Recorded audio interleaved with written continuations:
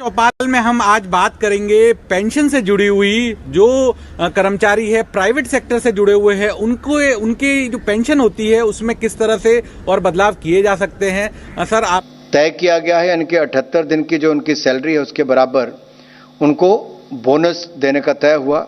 नमस्कार दोस्तों, वंदे मातरम। स्वागत है आपको हमारे YouTube चैनल में। आपको डिटेल के साथ टीपीएस के बारे में जानकारी मिलेगी जो आज की ताजा अपडेट निकल कर सामने आ रही है कि डीए बढ़ोतरी के साथ मिलेगा 3 महीने का एरियर। इस दिन होगा बड़ा ऐलान। बढ़ोतरी के साथ मिलेगा 3 महीने का एरियर, तो दिन में हो सकता है बड़ा ऐलान। जी हाँ दोस्तों, हमारे वीडियो में बने रही तो आपको डिटेल के साथ इसके बारे में जानकारी मिलेगी। डीए में 4% की बढ़ोतरी का ऐलान हो सकता है। हालांकि अंतिम चयन के लिए अधिकारियों की मंजूरी की चुनौती है। यदि सरकार डीए को 4% तक बढ़ाने का निर्णय लेती है तो ये मौजूदा 42% से बढ़कर 46% हो जाएगा। जी हाँ दोस्तों, केंद्र सरकार जल्दी 7वें वेतन आयोग के तहत केंद्र सरकार के कर्मियों के लिए महंगाई भत्ते, डीए और पेंशन भोगियों के लिए महंगाई राहत डीआर में बढ़ोतरी की घोषणा करने की तैयारी कर रही है। विभिन्न मीडिया रिपोर्टों के अनुसार डीए बढ़ोतरी की घोषणा की प्रारंभिक उम्मीदें 10 साल से पहले रखी गई थी, लेकिन हालिया रिपोर्ट में से पता चला कि सरकार दीपावली के त्योहारों से पहले महत्वपूर्ण कर्मियों के लिए एक बड़ी घोषणा भी कर सकती है। समीक्षाओं की माने तो डीए में 4% बढ़ोतरी की घोषणा की जा सकती है। हालांकि आखिर का विकल्प अधिकारियों की मंजूरी पर निर्भर है। यदि सरकार डीए को 4% तक बढ़ाने का निर्णय लेती है तो ये वर्तमान 42% से बढ़कर 46% हो जाएगा। हालांकि ये भी संभावना है कि सरकार डीए को 3% बढ़ाकर 45% तक ले जाएगी। करोड़ों मनुष्यों को लाभ होगा। 1 जुलाई 2023 से डीए में जोरदार बढ़ोतरी हो सकती है। इसमें नवंबर माह में आय में वृद्धि होगी। इसके साथ ही जुलाई से अक्टूबर तक का बकाया भी दिया जाएगा। इस बयान से 47 लाख कर्मी और 68 लाख पेंशन भोगियों को फायदा होने की पूरी संभावना है। महंगाई भत्ता डीए सार्वजनिक क्षेत्र के कर्मियों को सरकार द्वारा प्रदान किए जाने वाला एक आवास समायोजन भत्ता है, जबकि महंगाई भत्ता डीआर में समान और महत्वपूर्ण सरकारी पेंशन भोगियों को लाभ देता है। मुद्रास्फीति के प्रभाव का मुकाबला करने के लिए सरकार हर 6 महीने में डीए डीआर दर में संशोधन करती है। डीए की गणना प्राथमिक वेतन के प्रतिशत के रूप में की जाती है। 18,000 रुपए की न्यूनतम मूल्य आय वाले लोगों के लिए वर्तमान 42% डीए 7,560 रुपए की मासिक वृद्धि प्रदान करता है। अगर डीए को 4% से 46% तक बढ़ा दिया जाए तो बढ़ोतरी 8,280 रुपए हो सकती है। इनमें से एक स्थिति में इसे प्राथमिक आय वाले कर्मियों 8,640 रुपए के वार्षिक आय वृद्धि मान सकते हैं। इस बीच 56,900 रुपए के अधिकतम मूल वेतन वाले व्यक्तियों को वर्तमान में 42% डीए का लाभ मिलता है, जो उनकी मासिक कमाई 43,858 रुपए जोड़ता है। डीए में 46% की बढ़ोतरी के बाद यह मासिक वृद्धि 28,174 रुपए तक बढ़ाने का अनुमान है। इसलिए उच्च मूल वेतन वाले लोगों 27,312 रुपए की वार्षिक वेतन वृद्धि की उम्मीद कर सकते हैं।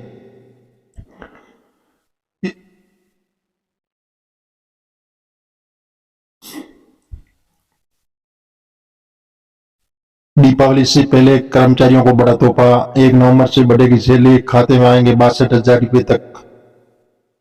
कर्मचारियों को दीपावली से पहले बड़ा तोहफा मिलेगा। टैंक कंपनी द्वारा उनके वेतन में वृद्धि की घोषणा की गई है। नवंबर महीने से बढ़े हुए वेतन का लाभ कर्मचारियों को मिलेगा। वेतन वृद्धि दशहराओं के बीच लाखों कर्मचारियों को एक बार फिर से बढ़े हुए वेतन का लाभ मिलेगा। हालांकि दीपावली से पहले उन्हें इस वेतन की सुविधा उपलब्ध कराई जाएगी। आधिकारिक तौर पर इसकी घोषणा की गई है कि अगले सप्ताह से कर्मचारियों की सैलरी में बड़ी वृद्धि होगी। नवंबर से बढ़े हुए सैलरी का लाभ कार्यरत कर्मचारियों को मिलेगा। टैंक कंपनी की इस घोषणा से कर्मचारी बेहद खुश नजर आ रहे हैं। इंफोसिस से आधिकारिक तौर पर घोषणा की अगले सप्ताह से कर्मचारियों के वेतन में बड़ी वृद्धि होगी। ये रोल आउट 1 नंबर का होगा। कंपनी के मुख्य मानव संसाधन अधिकारी संजीव मैथ्यू द्वारा टाउन हॉल मीटिंग के दौरान ये घोषणा की गई। फिर से कुछ महीने में इंफोसिस द्वारा वेतन में वृद्धि की बात को टाला जा रहा था। आखिरकार इस पर सहमति दी गई है। बता दें कि इंफोसिस में वरिष्ठ प्रबंधन के नीचे कर्मचारियों के लिए वार्षिक वेतन वृद्धि अप्रैल में किया जाता है, जबकि अन्य लोगों के लिए वेतन वृद्धि का लाभ जुलाई महीने में प्रबंध कराया जाता है। लेकिन प्रतिकूल परिस्थितियों को देखते हुए लगातार इसे आगे बढ़ाया जा रहा था। आखिरकार इंफोसिस द्वारा अब कर्मचारियों के वेतन में वृद्धि का फैसला लिया गया है। बता दें कि इंफोसिस के द्वारा अक्टूबर में वित्त वर्ष की दूसरी तिमाही के नतीजे जारी किए गए थे, जिसमें शुद्ध मुनाफा 3% से बढ़कर 6,212 करोड़ रुपए का रिकॉर्ड किया गया था। कंसोलिडेटेड रेवेन्यू सितंबर तिमाही में 7 फिर से बढ़कर 38,994 करोड़ रुपए निर्धारित था। एक अन्य प्रमुख आईटी कंपनी विंड्रो ने भी घोषणा की है कि कंपनी द्वारा 1 दिसंबर से योग्यता वेतन वृद्धि दी जाएगी।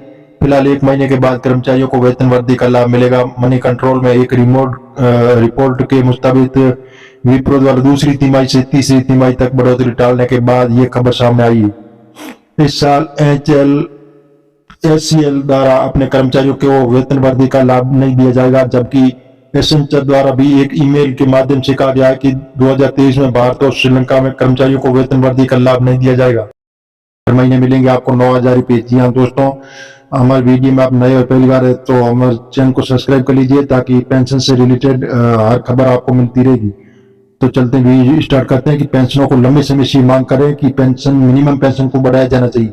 इस संबंध में कई दौर पर डिस्कशन पहले भी हो चुका है। संसद की स्थायी समिति ने भी संबंध में सुझाव दिया है। बताया जा रहा है कि मिनिमम पेंशन का फैसला समिति की सिफारिशों के आधार पर किया जा रहा है।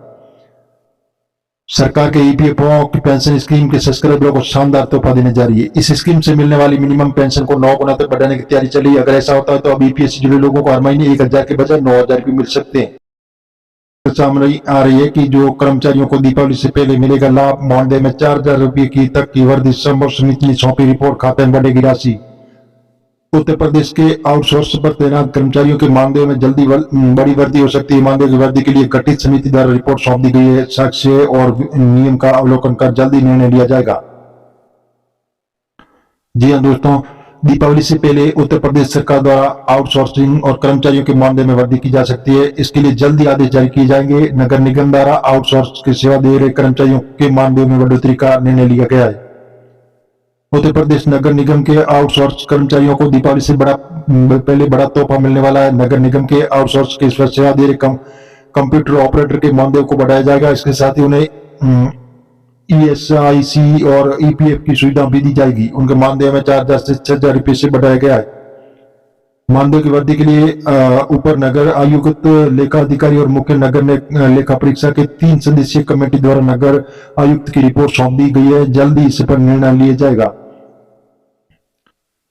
मामले में गोरखपुर नगर निगम के आयुक्त गौरव सिंह का कहना है कि आउटसोर्स पर तैनात कंप्यूटर ऑपरेटर के मानदेय में बढ़ोतरी के लिए गठित समिति द्वारा रिपोर्ट सौंप दी गई है। जल्दी कमेटी द्वारा उपलब्ध कराए गए नियमों का अवलोकन कर मानदेय की बढ़ोतरी पर निर्णय लिया जाएगा। माना जा रहा है कि आउटसोर्स कर्मचारी मानदेय बढ़कर 21,000 रुपये तक किया जा सकता है।